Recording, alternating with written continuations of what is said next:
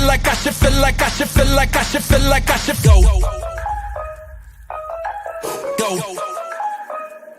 Feel like I should go. Feel like I should feel like I should feel like I should feel like I should go. Feel like I should go. Feel like I should feel like should feel like should feel like I should.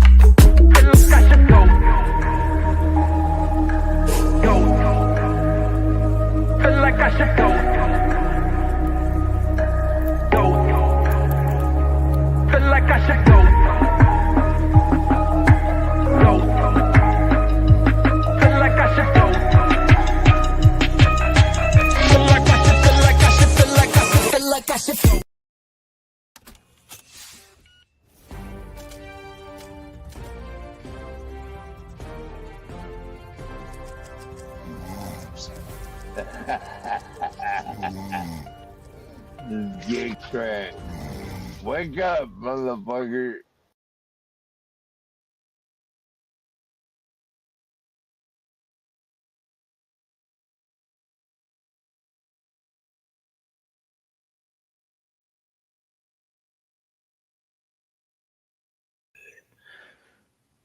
All right.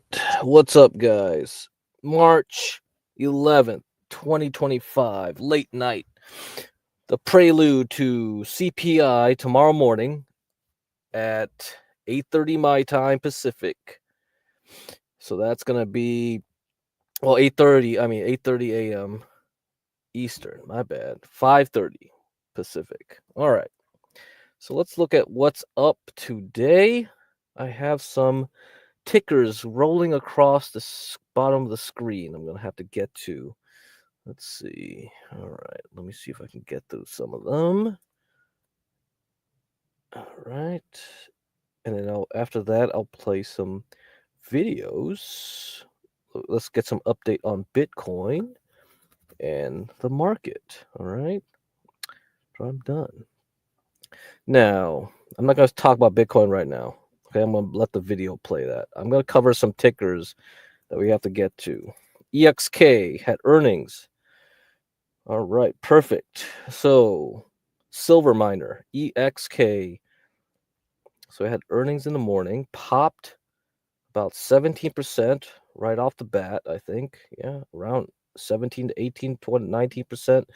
Moved up the rest of the day. So, it closed at up 24%. We're at $4.50 right now. So, should I add it when it gets when it starts attacking $5? I wonder. It's going to be tough. So, if you look at the whole GDX ETF, so gold miners, we're still just about below the upper levels that we got in August 2020. So, it's going to break out now. I wonder. That's going to be the problem. That's the question I'm going to be asking. It already tried once in October. You saw that. Dollar is weakening. True that. Now, if bonds yields are weakening, okay, that's good, I guess. But maybe not. You don't want to be too low, though. Then more people are more interested in bonds. Tough to say. Very tough. Now, if you listen to the last stream yesterday, I played the rest of Samantha's talk given last week. And she was essentially saying long term, yes, she still likes gold, but short term, it hasn't been easy to call this move. This move down here, for her, she thought maybe that was it. It was going to continue on sideways. But as you can see, this is a daily chart. We got a rising 40. We have a flattened out 18. Okay. It's still trying. So I'm guessing silver miners should start improving as well. It's weaker. So SIL is the silver miner ETF. Yeah, I'm tempted to try to give this thing a benefit of a doubt when it gets to 5. Like, it is a lot stronger, okay, this time around, but still, there's going to be a lot of activity coming next week when we have Jerome Powell and the Bank of Japan. Bank of Japan, definitely for sure. And Bank of Japan will have its decision late night, the Tuesday, late night. So probably around 10 p.m. to midnight my time. So 1 a.m. Eastern on Tuesday. And that's just the day before, right? The night before Jerome Powell. So it's going to be back-to-back madness. I mean, I like this move, but I can't really recommend people just be adding up here at 450 when there's so much stuff happening next week. So if you guys got in at 350-ish, 330-ish down here or up here or around here, like even yesterday it got close to going back to 350, you're good. All right, just hold, I guess. Hold tight. Maybe you'll be lucky next week, but yeah, I mean, I'm tempted to add. The other one, Zim. Okay, Zim has earnings tomorrow morning. I don't know if they're going to do anything about that rumor that they're going to buy it themselves out and take the company private or whatever. But let's see if it can get back to 23. That's what I'm watching. But if it doesn't, if it fails, then I'm out. Forget it. Taking the cash and moving on something else. All right. So that's the shipping stock. And let's see what else we got. Gold. Yeah, I talked about gold. Oh, by the way, if you do want to play GDX, there's leverage ETFs for this. One of them is GDXU. So if you're bullish, you can buy this and it'll do 3x of GDX. Okay. So GDXU. Now, if you want to be bearish, like you think next week we're going to go down, like let's say we're going to go back down to here, right? We fail again. Once again, we go up and we fail. Let's say that could happen. That could happen. And you want to short. You want to short. So wait for it to break out, fail the breakout and go down. Let's say you want to short, then and you don't want to use options or you don't know how to use options, then this is the way to do it. Get GDXD, right? Let's say you get it at $7 or something. You get lucky, you get a pop off, and then you just buy it and then roll back up here to 15. That's one way you can do it. So GDXD. All right. So those are the tickers you got to look at across the screen. If you want to gamble, yep, that's the way I would do it for gold. Now, let's see what other earnings came out today. We had ASAN, ASAN. Bad earnings. Bad. And guess what? Where did it land? So we already failed here, right? Last earnings in December. It pulled back. It tried to get back up, but it didn't make it, right? It didn't make it. The market started going down. We go all the way here just before earnings. 1676, important level. And guess what? Today we have earnings and it goes right back down to 1170. You see that? They just get magnetized to these levels, don't they? These levels are very important. And this has been here since what? May of 2022 when it got down to this area. It had this huge bubble during COVID that it came back down here. It's been stuck here for ever since. So it didn't make it this time. Sorry. So this software company is out of the picture. Okay, let's see what else. FDN. So this is software ETF, FDN. And I bring this up because yesterday I was talking about WebL as an alternative bet. WebL today only up about $1. I mean, not a dollar. I mean 1%, 1.16%. Okay, so up 23 cents. Now, let's see what SOXL gave. SOXL actually ended down 3.22%. because of some rumor that Trump is going to scrap the CHIPS Act, something like that. So that's kept this thing down today. Overall, the market, I think QQQ Nasdaq was down 0.24%, so it couldn't decide what to do with that JOLTS report. So we got to wait for tomorrow to see what happens. But as an alternative to XOXL, so if you don't like semiconductors, I gave an alternative yesterday, so I'm going to recommend this now. Yeah, tomorrow, if internet companies, so WebL contains all the big ones, all the bigger internet ones. So you're going to have like Netflix, Meta, Google's in there. I think this has a better chance of recovering. But again, SOXL is the one that's beaten up the most the past 2 quarters by now. You can see like we have a nice uptrend, right? And so I'm going to say you can do both in case like you don't know which one will do better than the other when we pop up. So when the Nasdaq moves up, I'm not sure which of these sectors will recover the best for the best gains. I just want a quick trade here, okay? Nothing serious. I don't think we're done with this downtrend. I know we have to go up and recover a bit. So which of these do I want to try? I've already looked at SOXL, and it's been struggling a lot to try to get any kind of momentum up, right? We've been doing this since August. Going up, go back down, go up, go back down, weaker and weaker and weaker until it just did this. Now, that means a lot of people probably think like, oh, well, it's probably going to go down even more, of course. But I can't tell if people are shorting this sector more than WebL. That's the problem. Okay, so you got two choices. So I'm using both of them. I'm using both of these leverage ETFs to try to make my play. That's it. And then now we have, let's see, SMCI did pretty good today. Perfect. So last week, SMCI hit here on Tuesday. Good. It did that. Very good. Good on good volume too. So it set up this range. Perfect. And then for the whole week, it's kind of like been holding out on this range. Okay. I give it some chances, I got out some here. When I went back here, I bought back. And then when yesterday I noticed that, hey, look, it hasn't made a new low, unlike the others. Actually, it ended all right.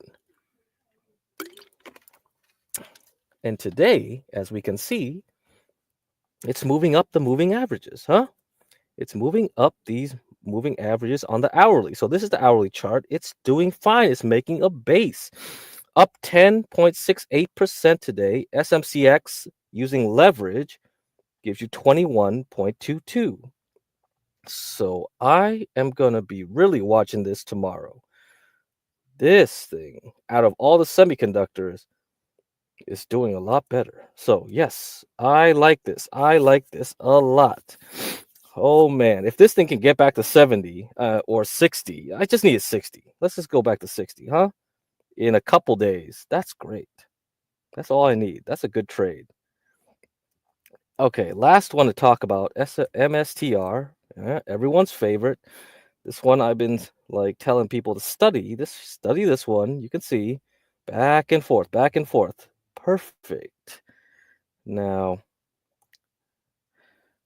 let's see. How high did this one go like that? 33% in a couple trading days. Good. Right? It goes down at just as fast though. So, if you can use volatility as your friend, this is the way to do it. Yeah, 20% there. Yep. Okay.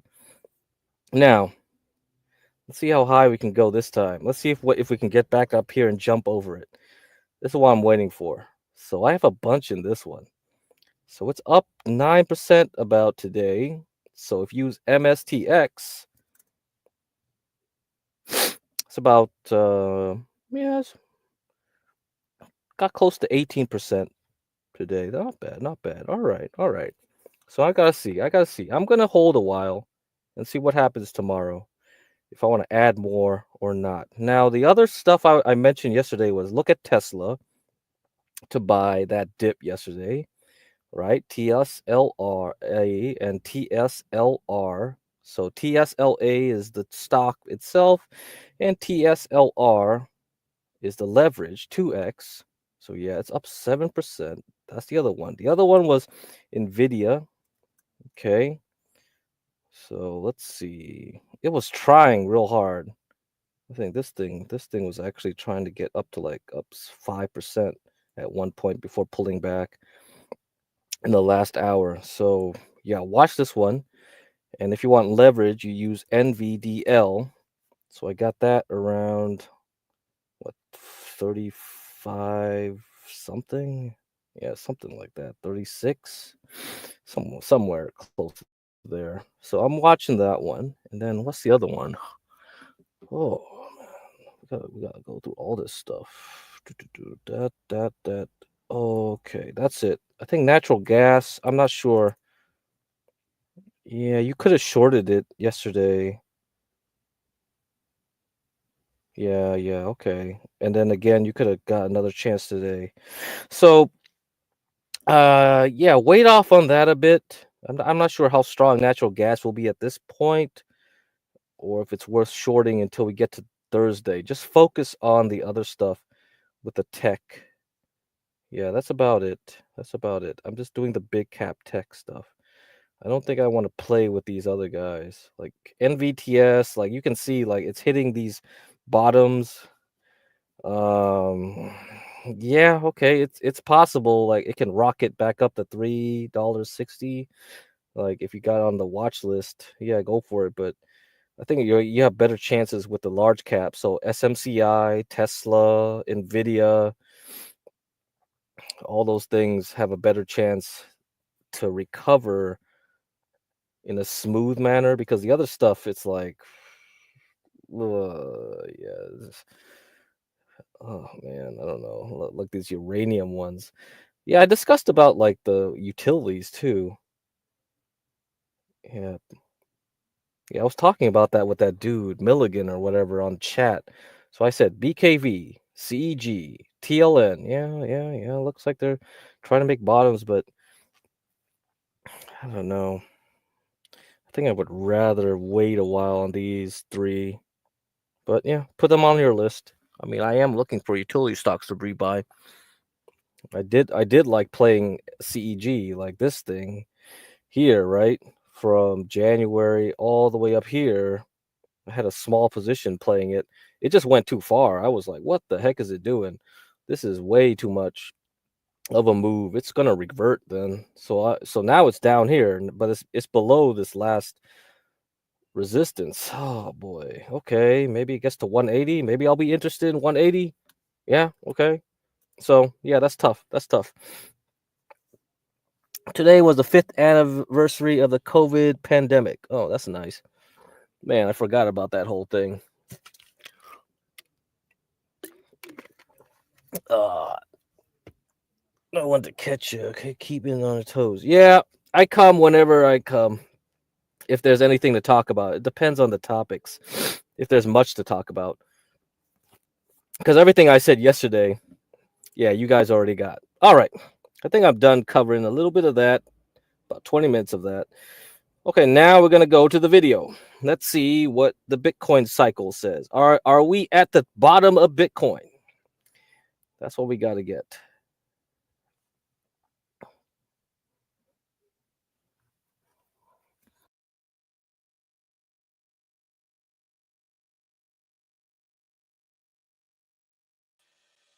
This episode is intended exclusively to provide information and education to help individuals better understand cycles.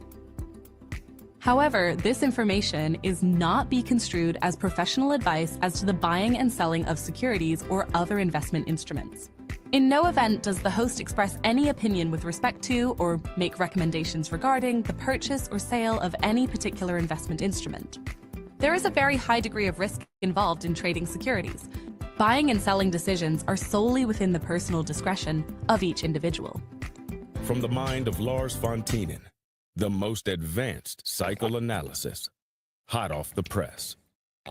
Yeah, Bitcoin. Let's talk about Bitcoin today. It's another time to talk about Bitcoin. But first, welcome to another episode of Cycles TV. We are the foundation for the study of cycles. My name is Lars Fontin, and we are doing here cycle analysis every week, time-based cycles. Hello, Andrea. Hello, Jupiter. Hello, Smiles Are Good. Tyler, I see you. We are live, so drop in your questions in the chat section. Latest at the end, I will find the time to go over your topics. Yeah, you asked for a review on crypto Bitcoin for sure. And as you know, I'm reviewing Bitcoin for a long time. I have some kind of master chart on Bitcoin, and there is another cycle due right on time. So in the end, nothing really changed from my analysis, but for sure we need to update the short-term cycles on Bitcoin. And that's what I want to do with you within the next 20 minutes, 30 minutes. Let's jump to some Bitcoin cycle analysis. All right, let's not wait. This is the Bitcoin price as we see it today.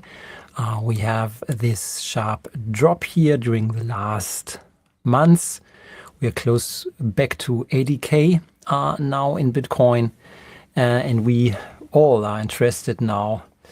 So what are the cycles? So, and you are aware, what we are doing here is pure time-based cycle analysis. I will not reveal or go back into any macroeconomic situation around Bitcoin, about the crypto market itself, about politics or geopolitical topics around the crypto market. This is pure digital signal processing of Bitcoin. Nothing more, nothing less. You derive your conclusions, that's for sure. Yeah, so let's focus on time-based cycles. Okay, at the bottom we see the spectrum related to this chart now, and let me first highlight this cycle here with the length of 195 trading days, which is around 200 days. And if you're following my analysis on Bitcoin here in the past years,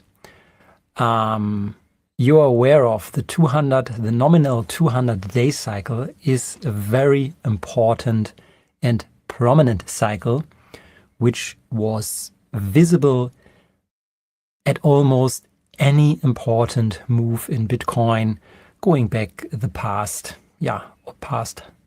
10, 15 years, as we have price information here. And we see it's also standing out. It's not the most perfect cycle, so the right shoulder is not really going down, but we see this is a 200-day cycle clearly. And it's also labeled, you see the circle around the triangle. This is identified as a dominant cycle. So therefore, let me start with this one. There are other ones here to the left, and there's also a prominent long-term cycle, but maybe let me explain you why we could exclude this cycle here first. And the main reason is that we have a very flat plateau in the spectrum. And by flat plateau, it means the right shoulder is not really sharp going down to the zero line here to the right and to the left, which would be an important cycle. So a flat plateau in a spectrum means you are not really sure what the length of that cycle is. From a mathematical point of view, there's a peak at 347 days. But to be honest, it could also be 360 or 320.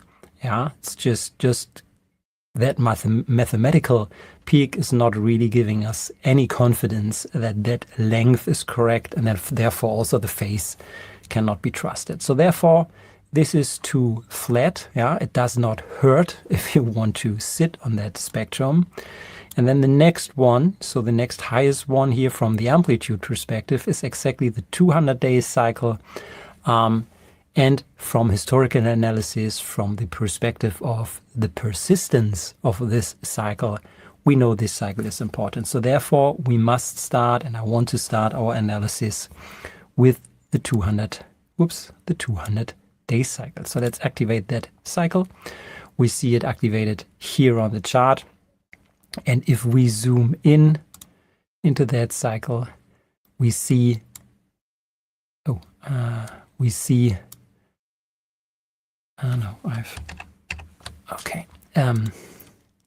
we clearly see that this 200-day cycle has an expected top here in November, December, with a downswing now ending in March. And this is, and that's what I said, this is nothing really new. I showed this in a lot of videos here, that we must follow the repetitions of this nominal 200-day cycle until this repetition has been finished here. So this is the count of 3 and the count of 5. So this is why this is the count of 4 and this is now the count of 5, where we need to wait until we arrive at this final conclusion of the repetition of that cycle, which is due in June now. And we have a slight right translation. So therefore, I will also switch to the what I call my so-called master chart here, which is, I think this chart is already a year or even longer old. And you see here, this is the blue one here. Let's start with the blue one here at the bottom. This is the theoretical 200 or 188-day cycle, which was the most dominant vibration of the 200-day cycle, which had a top due here in October 2024, with the projected down into end of January this year. So we anyhow expected a down move into end of January 2025, and then another up leg starting into April, this year. So this is the expected static cycle, which I have posted and updated very often. So for sure, that's not dynamic.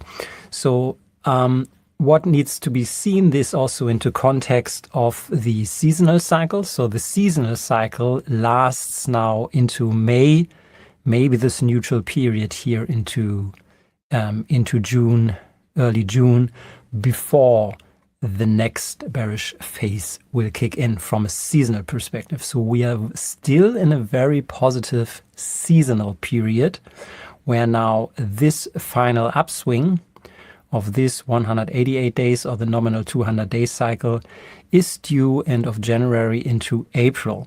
So this was the expected cycle analysis. And I think also on this channel, I repeated it very often. As a cycle analyst, I mean, there are no static cycles out there. You are, I'm sure, aware of that. So we need to follow the dynamic component. And one topic of the dynamic component is that the 188-day cycle now shifted into a 195-day cycle. So that it's never static. It is never exactly 188 days, 210 days. So the nominal cycle of 200 days has a variation between 180 to 220. So the cycle kind of vibrates or morphs in that range. And therefore, this dynamic cycle analysis we're doing here is important, because if you update your cycle analysis at each day or latest at each weekend, if you deal with daily data, you will see that this cycle might shift in length and also phase. So what we see here today is now the nominal 200-day cycle, which is still the most dominant, has at today's point in time a length of 195, which was 6 months ago 188, but it's now 195, and therefore slightly the turning points also in the projection shift slightly. So we should not be too surprised here. So the top is still the December period, and instead of the bottom expected here end of January, the bottom of the 195 is now expected, exactly at this point in time here. So we are running into the variation of the 200 days cycle, which is now currently at a bottoming point in time. So that's the most important point. And as we are still in a positive seasonality, the time window now from mid-March into April was anyhow projected long time ago, now shifted to the right. We have a right translation, which means into May, maybe June, the next upswing cycle is to be expected on Bitcoin, which will then finally conclude the 5th repetition of the nominal 200-day cycle, which is an important closure. And then we could expect the upswing cycle maybe coming to an end in Bitcoin. But this is still left. Positive seasonality, now bottoming of the nominal 200-day cycle right now. And finally, let's add the technicals. So the technical condition, as seen here on the chart or at the bottom, where we use the dominant cycle length of 195. So this is the length of the dominant cycle. And we use this length here to set up the cyclic tuned RSI indicator, which is at this point here, not firing, but close to generating also a possible buy trigger here. So you see the technical information, where from the price chart, we had a perfect sell condition exactly at the time cycle top. And until then, we just dropped now into this situation where this technical indicator, so this has nothing to do with time cycle, it's now from a technical condition close to getting a buy signal. So this would be in perfect in alignment if in the next 2 weeks we could see a possible upswing. This is just looking at one cycle, right? And you're aware of just looking at one cycle is never the full picture, but it's the most important cycle to look at. So this cycle is the cycle which I'm monitoring, watching, and repeating here on the channel quite a long time. If you are using our analysis set here, you will be able to follow the dynamics of that cycle on your own and could have followed the shift from 188 to 195 and now to expect a bottoming here. So now let's also have a look at the other cycles which are shown in the spectrum here. There's not only the 195, and the spectrum is a little bit more complicated here. So the other peaks we could see here is 163, 141, and let me zoom in here, 124. So those 3 peaks would qualify if we don't have any clue about the historical situation on persistence of a cycle. Also 3 candidates we could pick. So let's now also have a kind of view on those 3. Let me first disable this one here. So 163, 141, 124. So I will zoom in here a little bit. So we find those 3 candidates. Those 3 candidates here at the bottom. 163, 141, 124. So those 3 cycles which you see here are also identified as dominant ones, so ranked 1, 2, and number 5. But more important, before I go to the chart, is that they almost all indicate a positive cyclic phase which is upcoming. So independent of the length of those cycles, the 124 is already in a positive upward phase.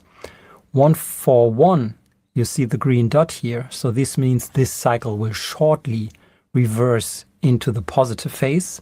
Same for 163, which will also shortly reverse to the positive side, which is currently bottoming already upward phase.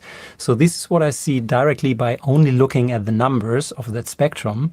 And if we now want to validate that on the chart, let's activate 141. As I said, has already bottomed, is now in its upswing cycle.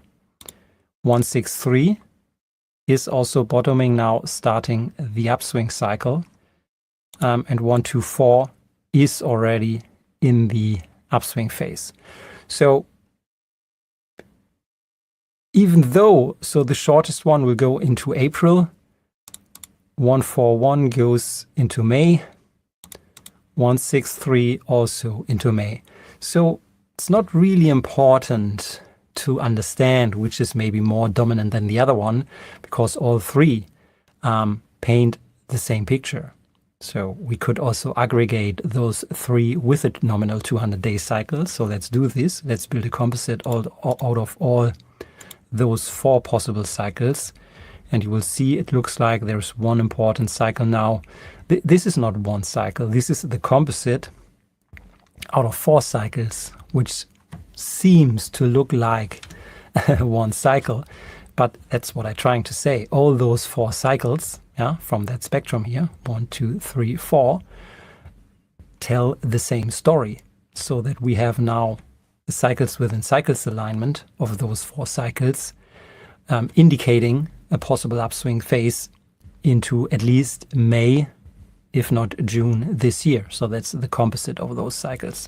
So this is the story analyzing long-term cycles. So everything above 100 days here to the right, all long-term cycles, yeah, those 4 tell the same story from this moment in time into May. That's not always the case, so that's quite interesting to see this now line up in Bitcoin in combination with the technical situation we have here.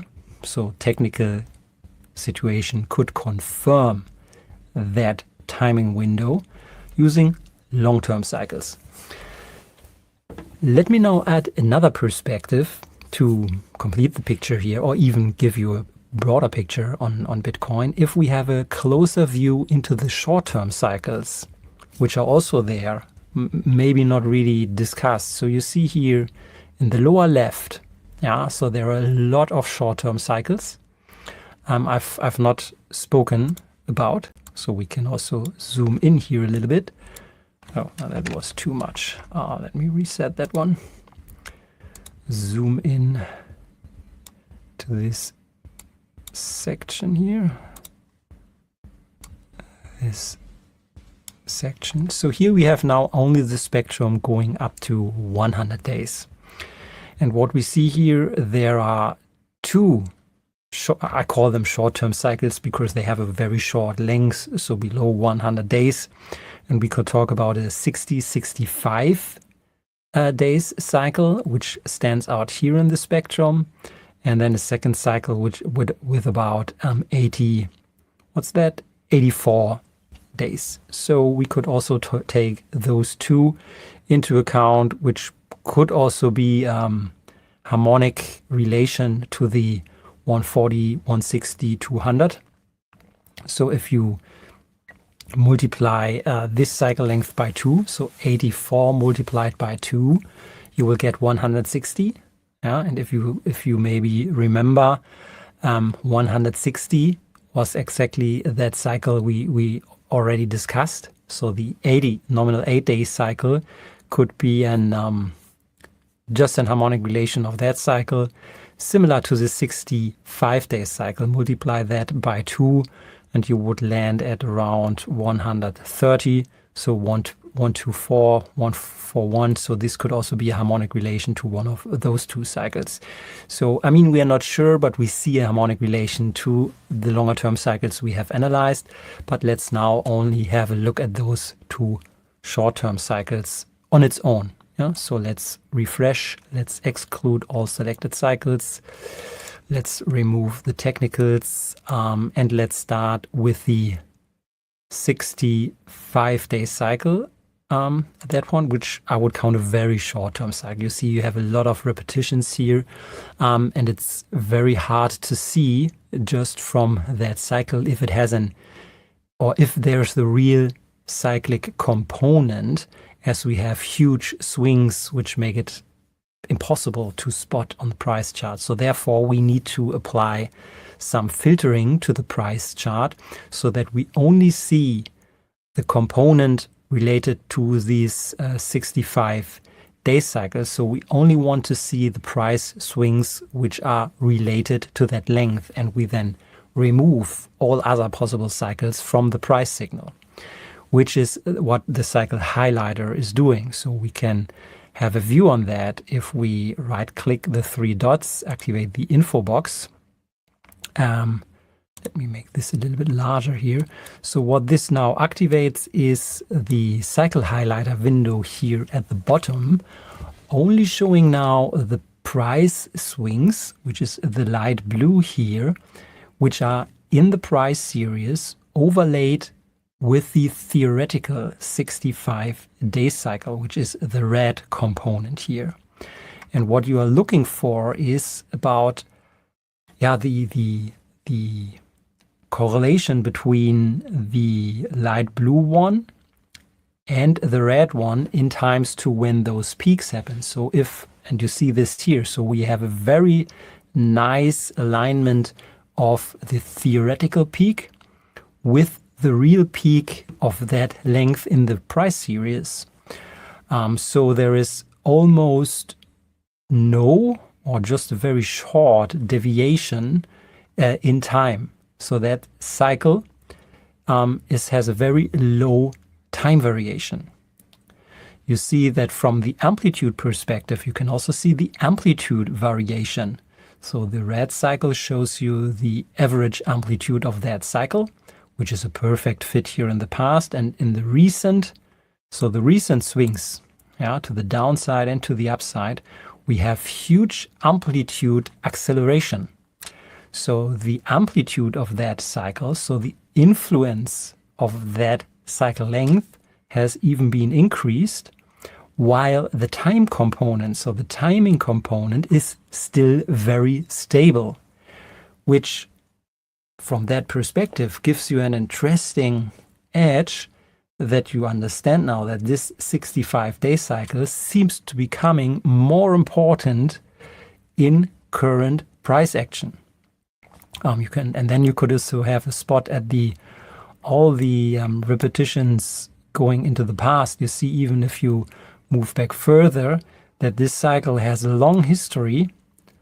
Even now going back into 2022, where those theoretical red and light blue correlations in regards to time has a high correlation, which means this cycle has a low variation in the timing component and in the amplitude component, which means that the 65-day cycle is a very short-term cycle which has a cyclic signature in the price series. And now, last but not least, what does this cycle tell us? I tried to explain you that it is an important cycle, and it has become even more important as the amplitude component of this cycle has become more important in past repetitions. So if this cycle has become more important, this cycle is also now in this upswing phase into April, stacking up to the other 4 ones I've now also shown you. And let's now do the same test for the 84 days cycle. So the 84-day cycle, let's update this here. This is maybe due to, 2 weeks? It's 2 weeks from now, 24th. So therefore the low might be around the corner. Let's also activate the info window for that cycle here. So 84, you can also observe if there is a shift. No, the 84-day cycle has also a long history in referencing short-term price behavior. This is now due to maybe 2 weeks to go, so we are close to a bottom, and then indicating also an upswing into May. So that's the next cycle to talk on. So long story short, final conclusion. If we activate now, let me reset the spectrum here, the nominal 200-day cycle. Nominal 200-day cycle, most important from the analysis. Seems to bottoming up. Let's now add the 124, 141, 163, which could be possible cycles. We're not quite sure, but from a pure cyclic analysis, we could add them. But just telling the same story, they all synchronize their lows right at this point in time. Now even adding the short-term story, which we have 2 cycles, which I told you 65 and what was 84, which also close to bottoming. Now you see the sharp synchronization of all those cycles which align their bottoming phase just now. And a window which was expected. So no real surprise that we are dropping into the February period. Let's say it that way. This was anticipated anyhow already last year, the drop into February. So I know for short-term timing it won't help you.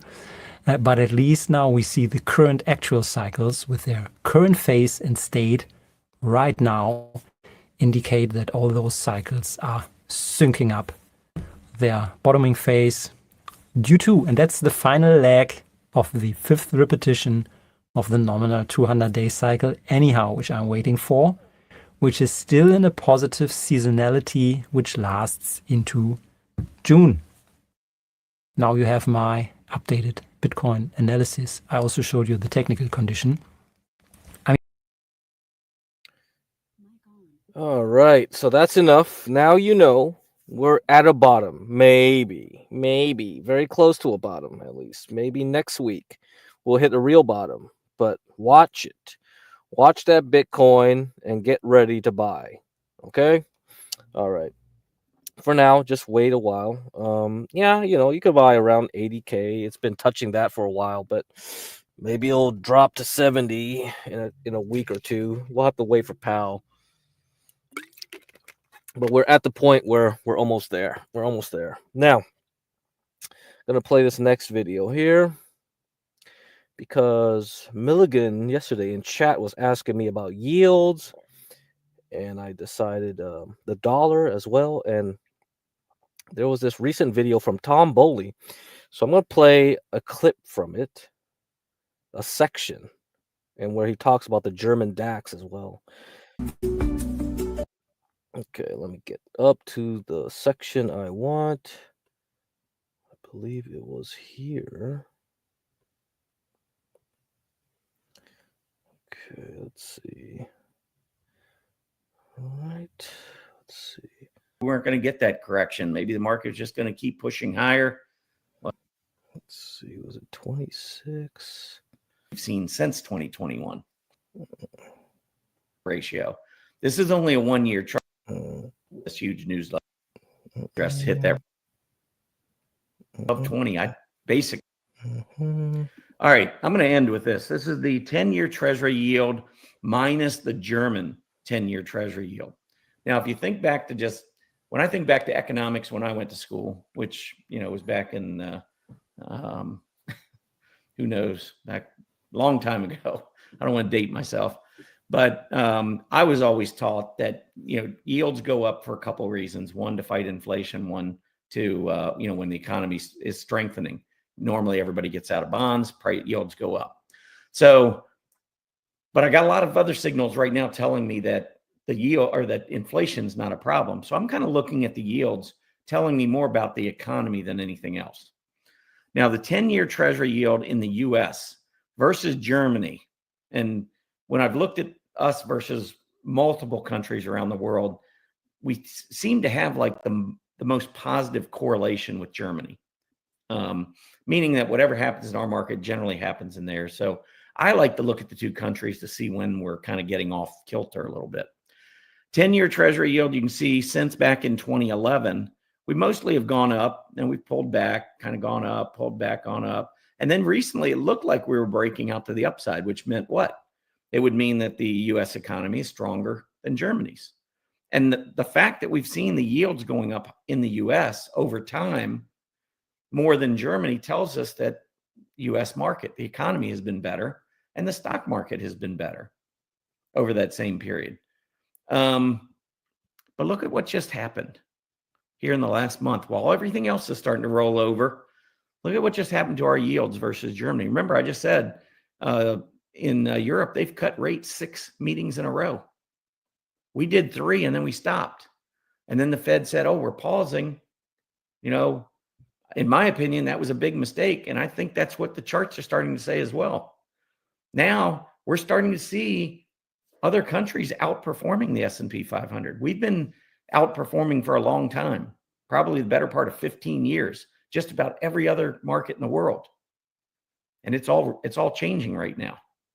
And a lot more solid performance is being found elsewhere, which if you're thinking about, you know, you got a portfolio and you maybe got X% in this, X% in this, maybe X% in international. Might not be, I mean, you know, or maybe you haven't had it in international because they've been so weak. I think what's going on right now would suggest to me that you probably want to up your international exposure. Just my opinion. I'm not a registered investment advisor. You got to do what you want to do. And, you know, you make your own calls and you have to live with them. I'm just telling you my perspective, showing you on the charts what's going on. But here you can see a big drop in this U.S. Treasury yield versus Germany. And there have been others where we've dropped and then come back. So it's not, you know, it's not game over, but this is on the heels of everything else we've talked about, just another concern. And you can see that the US dollar index, which tends to follow this, I mean, if you look at this, I mean, up, down, you know, all this, look at the dollar, pretty much up, down, up, down. I mean, the dollar kind of rides along with it. And with this drop, the dollar's coming down as well, which is telling me that our economy may be weakening relative to economies around the globe. And I'll tell you what, Fed leaves those rates up too high for too long. Remember, they didn't raise. It took them a long time to get going, to start raising, to fight inflation. Inflation kind of got out of hand. Just saying, if they let this economy weaken too long, that's going to take care of your inflation, or he's right there if you have any. I mean, if you got a weakening economy, the demand goes down. That's going to hopefully take care of inflation. And there is such thing as stagflation, you know, where inflation remains persistent and growth weakens. That's possible. I don't think we're going there, but, you know, I've seen the word coming up recently, and based on what I'm seeing on the charts, I can't really dispute it. It's possible. But anyway, that dollar dropping right there, if it comes back down, you've got a couple of pretty good support levels over the last 3 years at about 100 on the dollar. We're at 103.78 at Friday's close. So something to watch for. But anyway, I mean, I could get into a lot more detail, but essentially these color-coded areas right in here, when it's green, we have inverse correlation, because normally, again, what I said was the spread between our yield and German's yield. If it goes up, the dollar usually goes up. So when we have inverse correlation, it means they're doing something opposite. And every instance going across here, the signal that was given by the top panel, our yield versus Germany's yield, has been the one that has been correct. So in other words, if we see inverse correlation and the dollar gets off track with what's going on in the two countries' yield, the difference in their yields, the dollar falls back in line. So the dollar's the one that always corrects. Anyway, we saw that turn down, and now we see the dollar turning down with it. So got to be careful for sure. So here are the charts. I just wanted to show you the. All right, so I think that's a good cap from yesterday's discussion. So that's a good end cap. That just completes the discussion where Milligan, I don't know if it's a he or she, but they were essentially asking me about yields, right? Bond yields, dollar, and also what does that mean with inflation, deflation, or stagflation, right? So that gave you a little summary, perfect summary for that. So that came out over the weekend, that video, and the link is on the description. You can go watch the rest of that whole video. It's like about an hour where he covers other things. So you can go ahead and watch it. I think it's very educational. Now let's go to an article that he wrote, and I'm going to highlight one section, which was also part of that video, but I'm going to highlight that by reading the article itself and discussing a little bit the point. that it makes, and I've talked about the put to call ratio several times already this year. So you guys should know that by now. So it's going to be a refresher for some. Okay, put that banner back. And I'm going to share the screen. All right. Okay. Here we got here from Tom Bowley, written this Friday, March 8th. Did Friday's reversal mark a major bottom? Okay, so I'm going to skip ahead and go down to this point here. Sentiment. This is a section I'm interested in telling you guys about. For a while, the 5-day SMA, so that's a simple moving average, of the equity only put to call ratio. So we discussed that, the put to call ratio, meaning if the put to call ratio is high, people are very bearish. They're buying more puts. If the put to call ratio is low, people are buying more calls. Okay. Suggested that traders had grown way too bullish in the near term, and this is a contrarian indicator, meaning that the stock market usually moves opposite of sentiment, especially if the bullish or bearish sentiment extends too long. Take a look at the CPCE, so the put to call equity ratio for 5 days, simple moving average over the past year. So that's the bottom panel. All right. So you go between the green and the red, green and the red. So green, people are very bearish. That means it's time to buy. Now here, the go too bullish. That means it's time to sell. So it's a contrarian indicator. That means when the masses think everything is falling apart and we're going to go down lower, that's the time to buy. Okay. So this indicator, as of Friday, I doubt today it's gotten, or I mean yesterday it's gotten back up to this level. I don't think so, but I'll check tomorrow. But as you can see, it's been hanging out near this red line since October, right? Through Trump's election, this and that, December. So even though the market was getting tired, you can see like moving up, moving down. Jerome Powell speaks, goes back down, goes back up, goes to January 13th, shoots back up. You can see like even though everyone's like really bullish, right? Really, really bullish. They've been bullish since October in general, a lot better than before. But the market hasn't gone anywhere. We've been going sideways this whole time, basically. So, what does that tell you? That means retail has been there way too long and we had gotten no results. I use the 0.55 level as a level at which options traders are growing too bullish, and it signals a potential short-term top. On the above 1-year chart, you can see how effective 5-day SMA readings were in marking multiple short-term tops, red dotted vertical lines. However, over the past 4 to 5 months, the 5-day SMA reading nearly lived at 0.55 or below, big red circle. That's an extended period of bullishness, and you can see that the S&P 500 really struggled to print higher highs, black curved line, right here. Despite all the optimism and bullishness among options traders, the 5-day SMA of the CPCE at 0.75 also has a tendency to suggest a short-term market bottom, as options traders grow overly pessimistic. Look at where we are now. Despite a near bear market in small caps, a correction on the NASDAQ 100, and a near correction on the S&P 500, the 5-day SMA of the CPCE remains well below 0.75 and even fell last week. This simply suggests that optimism remains and that this could lead to further selling in the weeks ahead. Okay. We're not done going down yet. But for now, for this week into next week, I'm hoping for a bounce. Okay. So again, everything is about trading. It's all about trading. No investing right now. Don't come around until May. Coming around until May. Let's see what Bitcoin does first. All right.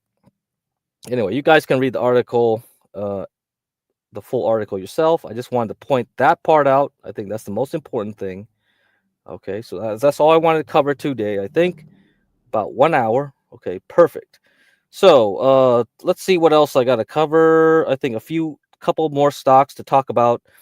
Southwest Airlines and let's see, Delta. They said some bad things, really bad things. Okay, really bad things. So I'm gonna have to see what's up with that. I mean, I don't know if it's a telltale sign of the economy exploding, but yeah, maybe that could be true. Because transportation usually is a leader. Yeah, UPS hasn't been a very good indicator. UPS has its own problems, but when the airline companies start saying bad things, oh, maybe you gotta listen now. Now you gotta listen. Okay, so here, let's see where Delta's at. So Delta re-rated their guidance apparently. So they're saying next quarter is going to be worse than they thought it was going to be.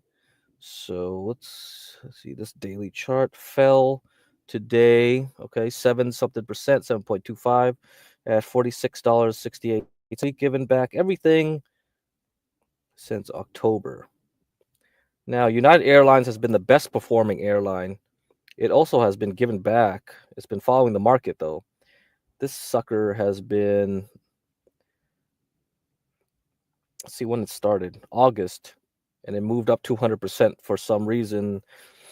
Everyone loved this airline stock out of all the American domestic airlines. This one has been doing the best, but even this has been getting killed. So let's see.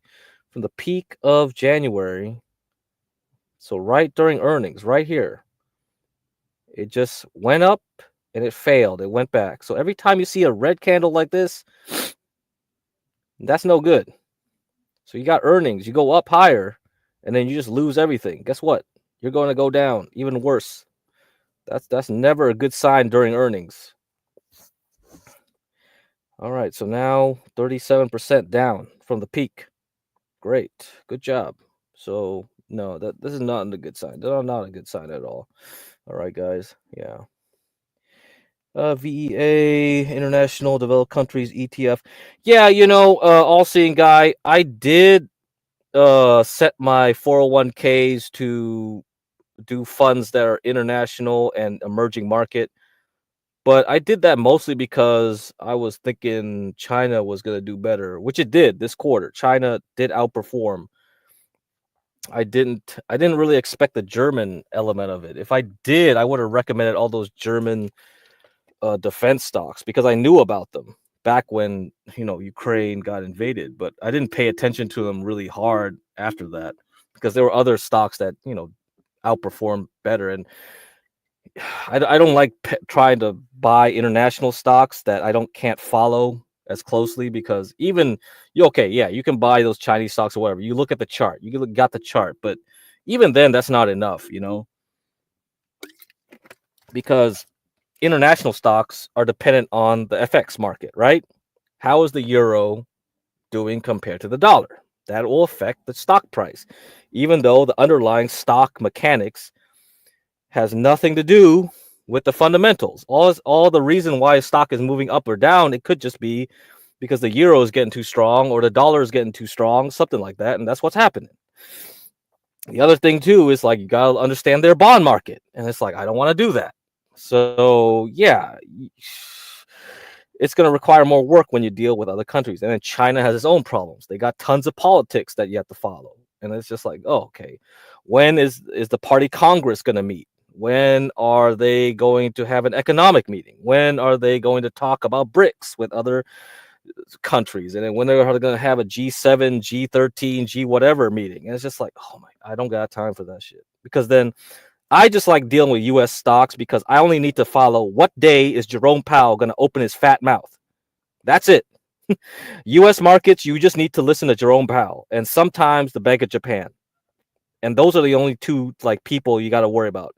When you do international, then you got to worry about when are there presidential elections in Mexico? When is this? And it's just I don't have time to follow all these calendars, If I had a team of people, sure. So that's pretty much the reason I didn't do it. But yes, I had a feeling about international markets. And yes, you can use the ETFs. But again, the ETFs They can be too broad, right? So international developed countries, they take into account Japanese plus Europe, right? That's usually what it means by developed. And because I don't know how much Canada and Australia and New Zealand they count. Like, let's be real. Most of Australia, Canada, and New Zealand companies are mostly mining countries. So when you look at the Canadian dollar, the New Zealand dollar, and the Aussie dollar, all of them are dependent and controlled because of commodity prices. These countries don't have a big tech sector. They don't have a big service economy. Let's be real. Canada could be a good service economy, but they never develop because their taxes are so high. I might as well just go to Europe, right? Even their taxes are high, but at least they have more opportunities than Canada. Canada's population isn't as great as Europe. Europe, you have a bigger populace to service things. You have better customer base.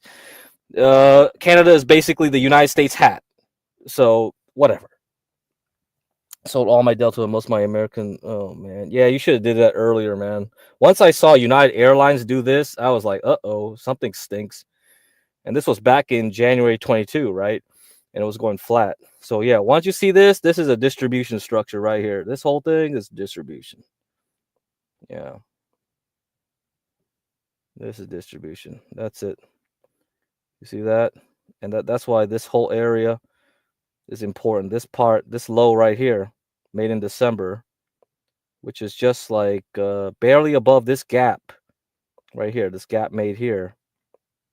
And then now you're probably going to go back to this earnings area. And this is what kicked off the next leg up. Most of this was probably due to just following the market. This thing was just following the market here, up here. But I think even at this point, somebody probably knew that United Airlines was going to outperform the other domestics, because I don't believe that American Airlines or Delta was doing as well between August and October. Let's see if that's true. American Airlines, let's see. August and October. Let's see what gains did it make there. Okay, somewhere around here, right? 30%. All right. Now let's see what United did at that time, same time period. Yeah, 56%. So yeah, somebody knew that United Airlines was going to outperform because it was already outperforming into the earnings.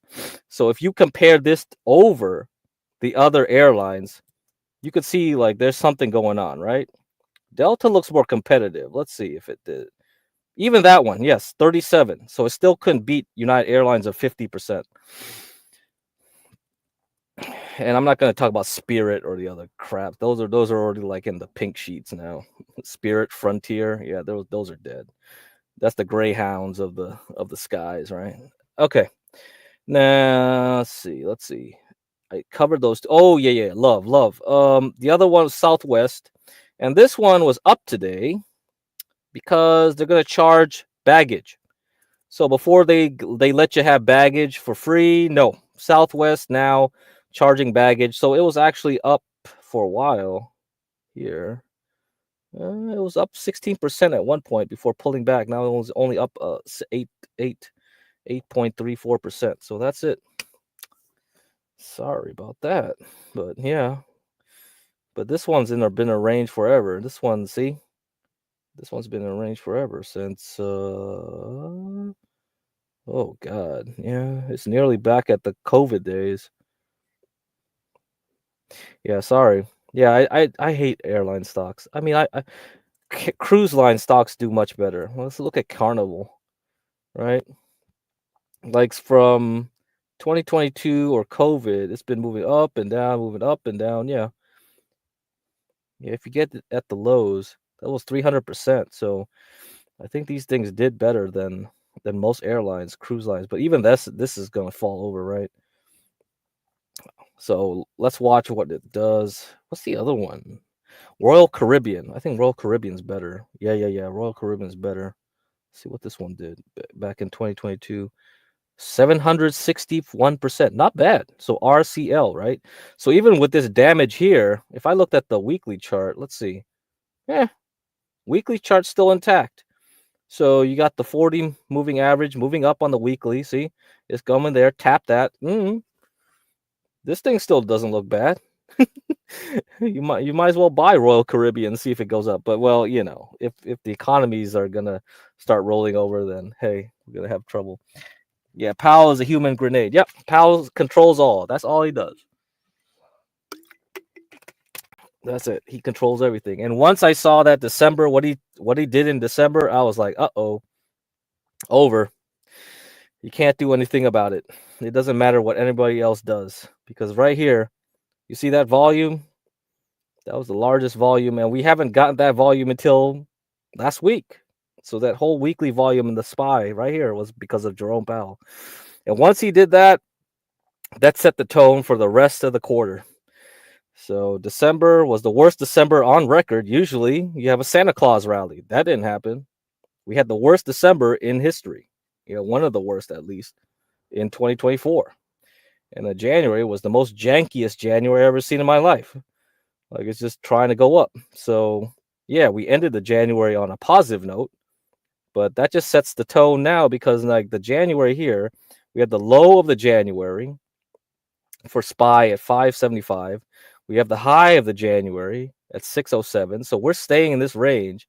The only way you prove that this market can go higher is you got to break it now. You got to break this whole area up here. So we tried to get up at 613 or something. Yeah, 613, and we just fell right back down.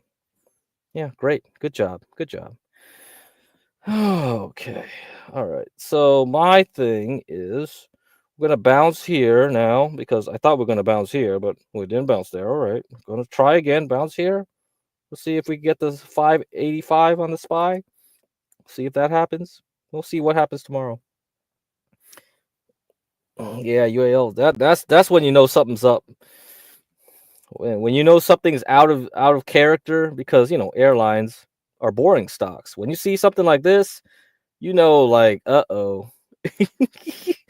you know you're gonna be in trouble sooner or later. And I think it was sooner, right? Last time we were this high was in 2019 UAL, and now we're just back here. Oh well, too bad. And UPS is already dead, right? Yeah, UPS is still dead as a doorknob right here. Oh crap. So a lot of transportation stocks like this. So if you look at the transportation ETF, let's see, transportation ITB is home construction. Oh, let's look at home construction for a while. So we're back here, home construction at 97, even though yields are going down. So the economy story is much more important. We broke down right below this trend. So now I think we're going to go down to 50. Yeah, we're going towards 50. I don't think we will hit 50, but this will show like if this thing starts, yeah, really rolling over, I think that might scare Jerome Powell a bit because the stock market will sniff out and say like, I don't think anybody wants to buy houses anymore. So that's going to be troublesome. That might shock Jerome Powell into cutting rates. Okay. Yeah. Which island has the best? I don't. Yeah, you're gonna have to look at the pink sheets, my friend. So, Frontier, I don't know. Spirit still around? I think Antoine was asking about Spirit. I think Spirit's still around. Yeah, save. Okay, save. So where is it at? Like, did it already get this? Okay, save Q. Yeah, it's still here. It's 46 cents. Very cheap. I don't know if Frontier even listed anymore. Is Frontier Airlines still listed? Is that what it is? UL, is this it? I don't know. ULCC, is this one it? Frickin' hell. Piece of crap. ULCC. Yeah, I think it is it. So that is right. All right. Okay. Yeah, here you go. This one's not on pink sheets yet, but it's at 579.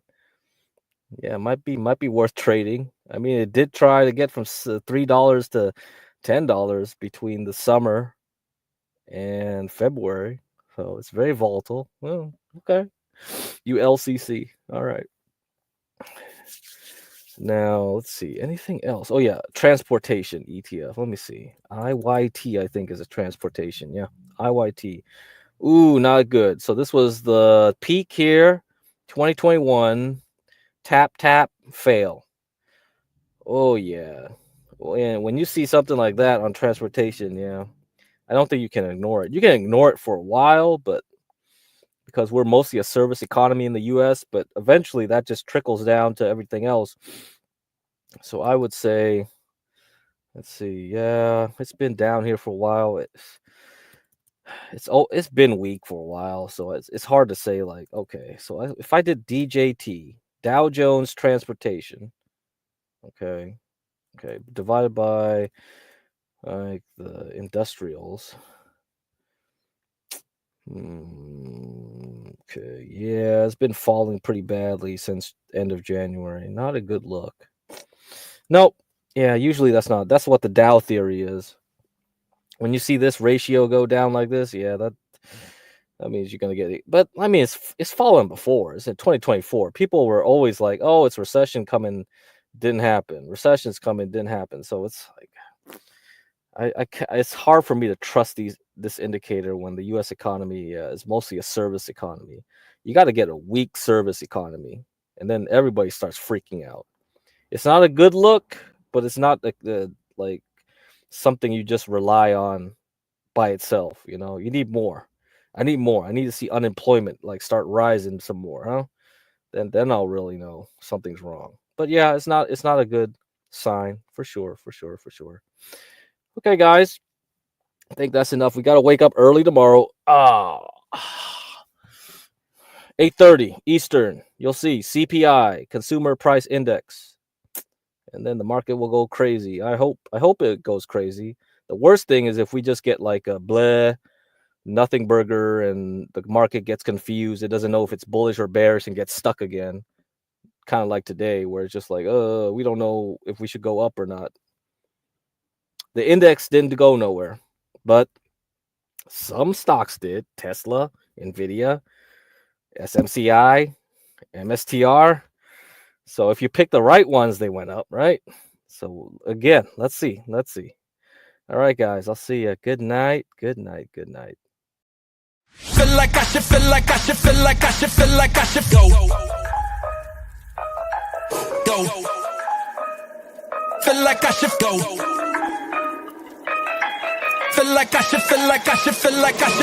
I should go.